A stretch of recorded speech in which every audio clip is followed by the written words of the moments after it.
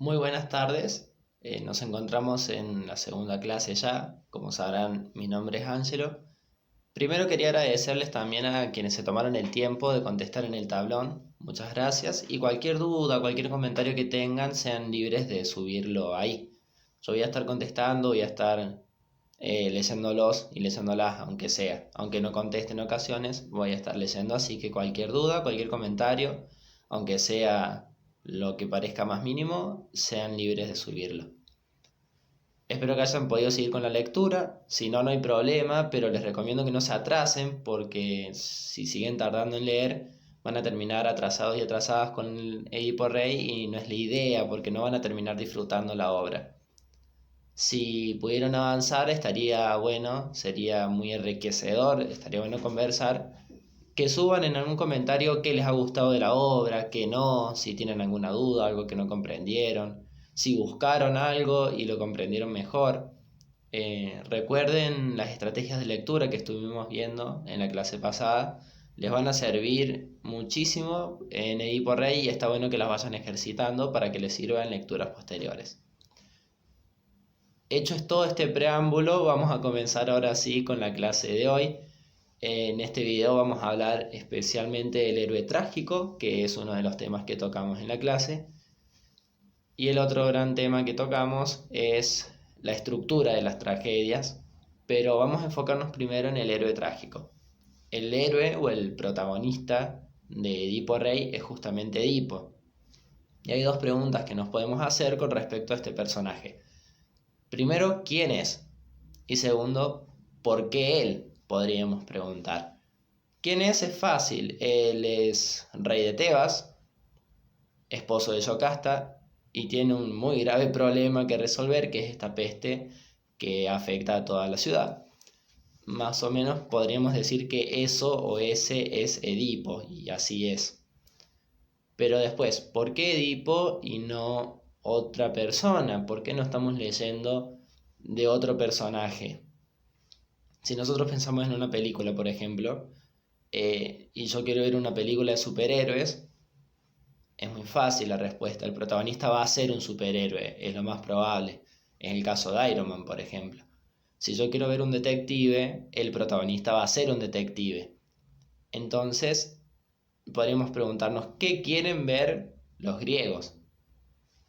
Muy bien. Eso nos va a abrir una gran puerta para pensar en Edipo Rey. Es un trabajo previo, por lo menos para estas explicaciones que vamos a hacer ahora. Pensar en por qué Edipo. Lo primero que tiene Edipo es que es hijo de reyes, y él mismo se presenta así. Él es el hijo de los reyes de Corinto. Incluso van a notar en la obra que muchas veces a otros personajes, como a Creonte, en lo que hemos leído hasta ahora juntos, a Creonte Edipo le dice Creonte hijo de Menecio. ¿Y por qué tanta importancia en que sea hijo de alguien?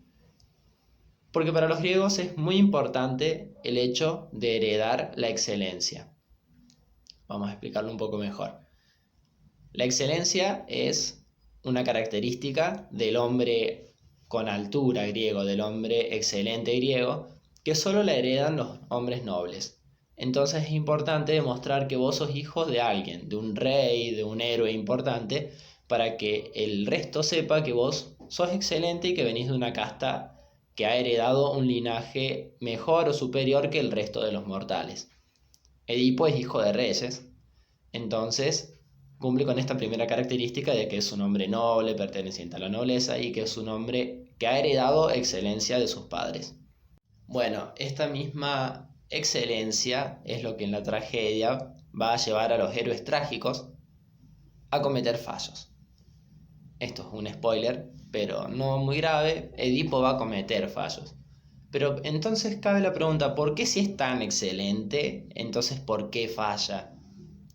Es uno de los temas principales de la tragedia, que es que el héroe, por más excelente que sea, o por más inteligente, por más sabio que sea, va a terminar errando en su accionar, llevado justamente por esta misma excelencia. Entonces la tragedia se convierte en una especie de crítica hacia el hombre noble, porque va a cometer grandes atrocidades en algunas tragedias, en otras más leves, pero siempre va a fallar.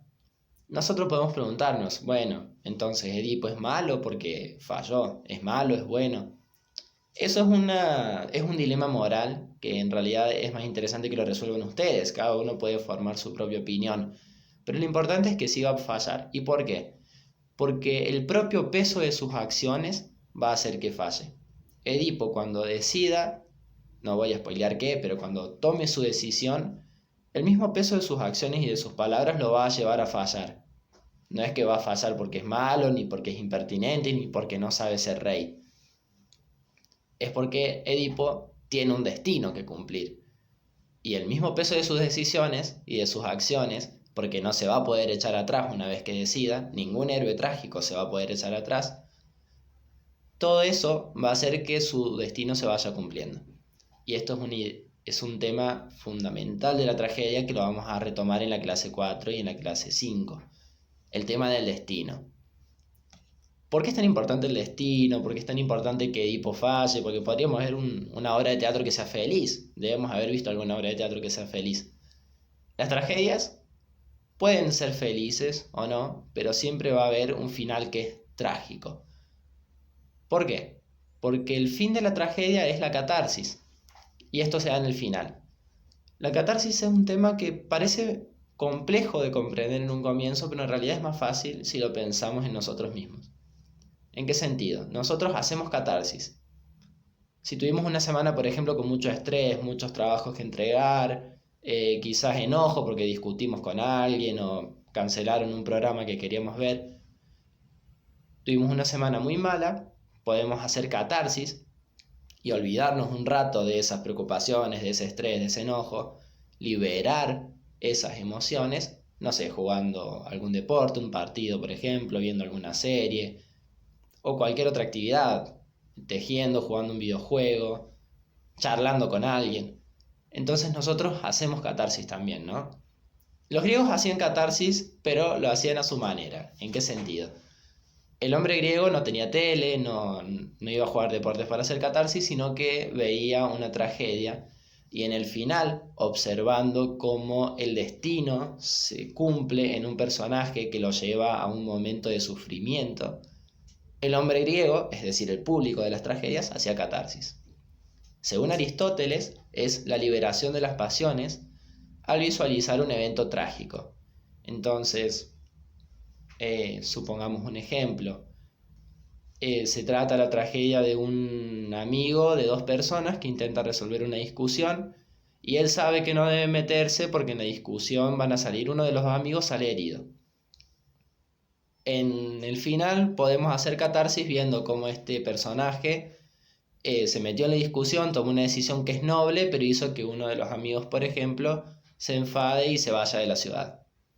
El público griego, al ver esto, hace catarsis. Obviamente los finales de las tragedias son mucho más complejos que el ejemplo que acabo de dar, pero la línea que sigue es más o menos similar. Sin mucha más teoría que añadir, en el Word de la clase está la estructura de la tragedia con las partes. Nosotros en la clase anterior leímos el prólogo, me parece interesante comentarlo, pero no vamos a explicar en este video mucho más. Me parece que va a ser mucho más claro si lo pueden leer de la clase. Luego de la lectura va a haber una pequeña actividad. Como dije, la clase anterior no va a llevar nota, así que no se preocupen. Pero sí me parece interesante que pueden responder en esa actividad y traten de ser lo más creativos y creativas posible. Cualquier duda o cualquier comentario, cualquier idea que surja en el tablón de la clase, coméntenlo abajo de la presentación de la clase de hoy. Y no hay mucho más contenido en esta clase, es solo este video, ese Word y esa consigna, y los espero en la clase 3 para que hablemos ahora sí de Tiresias y que profundicemos en un aspecto muy importante de ese personaje.